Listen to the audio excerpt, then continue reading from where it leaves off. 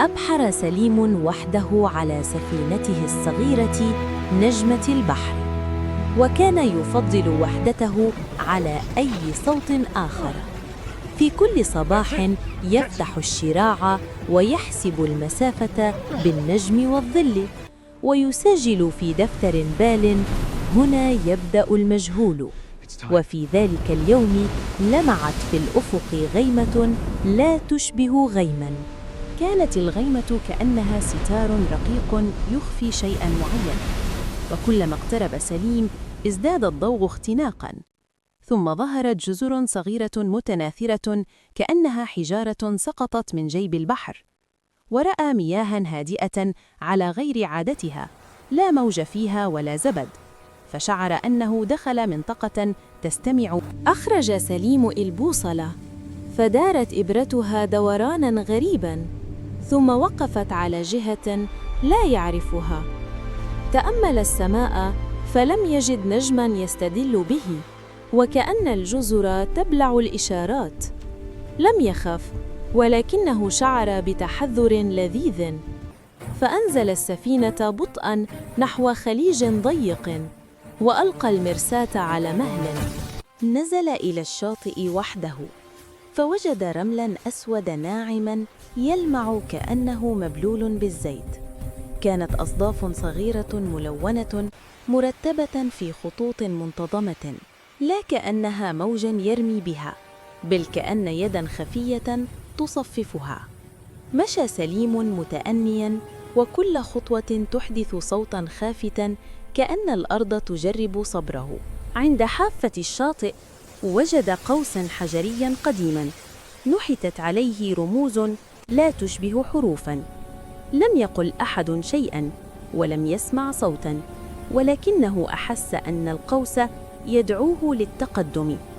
تحت القوس كانت حصاة واحدة مصقولة، فرفعها ووجد على ظهرها خريطة دقيقة ل3 جزر على شكل مثلث. عاد إلى سفينته قبل الغروب، وقلبه معلق بالسؤال: لماذا هذه الخريطة هنا؟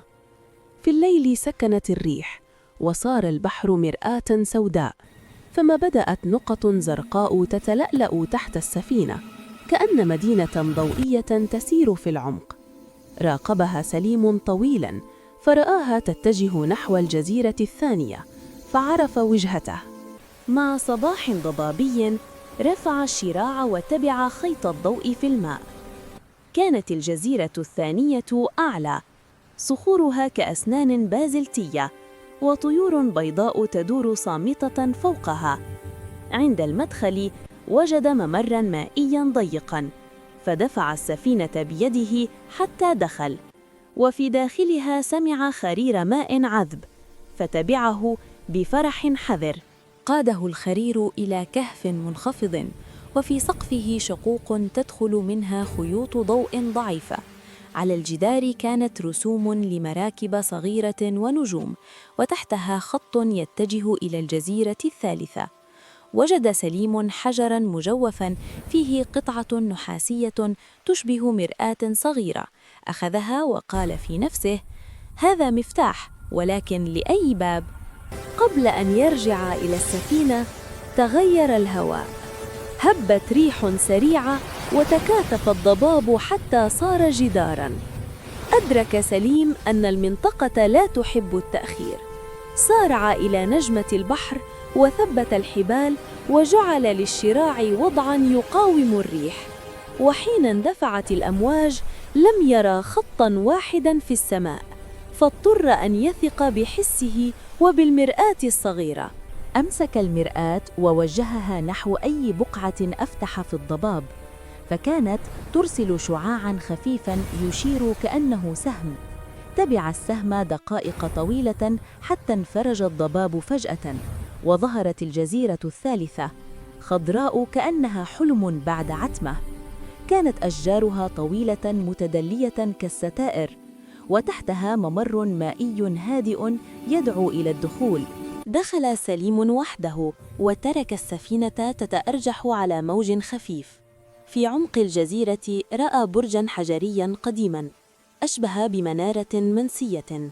صعد درجاً متآكلاً، وكان كل درجة تصدر صريراً خفيفاً، كأن المكان يعد خطاه.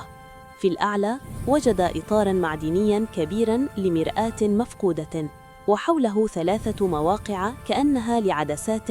أخرج المرآة الصغيرة ووضعها في المكان الذي يناسبها، فاستقرت كأنها ولدت هناك. ثم وجهها نحو البحر، فانعكس ضوء خافت وتشكل على سطح الماء ممر مضيء، كأن الجزر ترسم طريقاً آمناً. لم ير سليم حروفاً ولا رسوماً جديدة، ولكنه فهم بسهولة: اتبع الضوء ولا تنظر وراءك طويلاً. عاد مسرعاً إلى نجمة البحر، ورفع المرساة وجعل السفينة على خط الممر المضيء. كلما سار تحرك الضوء أمامه خطوة، وكأنه يقوده بلطف وحزم. رأى الجزر في جانبيه تبدو كأنها تتغير مواضعها ببطء، فلم يطل النظر. وحين انفتح البحر واتسع الأفق، شعر أنه خرج من حلم داخل حلم. في آخر الليل جلس سليم على السطح وفتح دفتره وكتب: ليس كل جزيرة تكتشف، بعضها يكتشفك. وقبل أن يغلق الدفتر نظر إلى بوصلته، فإذا بالإبرة لا تستقيم، بل تميل دائما إلى نقطة واحدة خلفه، نحو مكان الجزر. تبسم بحذر وشد الشراع، ثم ترك للبحر أن يحفظ سره إلى رحلة أخرى.